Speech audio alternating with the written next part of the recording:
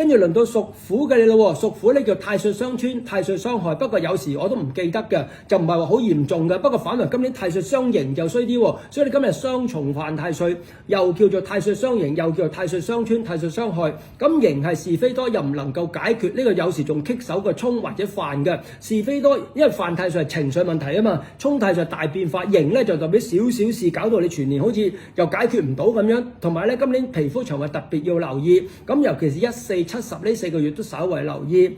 咁除咗太歲相刑之外咧，今年就冇乜特別啦。咁吉星咧就有福德、天德、福星。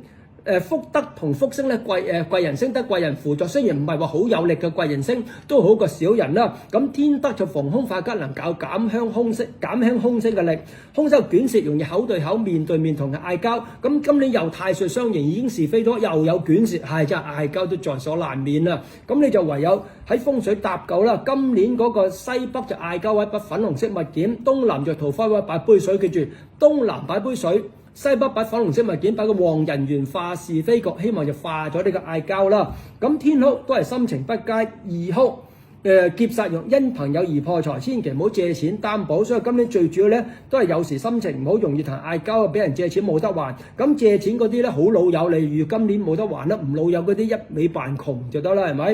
咁運氣方面亦都係啦，生8月8之後3月6之前咧就睇高一線，3月8之後。3月6之後8月8之前咧，今年打落呢幾年咧都係宜守不宜攻㗎。咁今年是非比較多啫。不過屬虎嘅你咧，去到2026就太歲相合，去到2027就桃花年，所以即使你春夏天出世都啦，26、27都會好少少的咁多啦。運氣唔好都起碼有貴人輔助啦。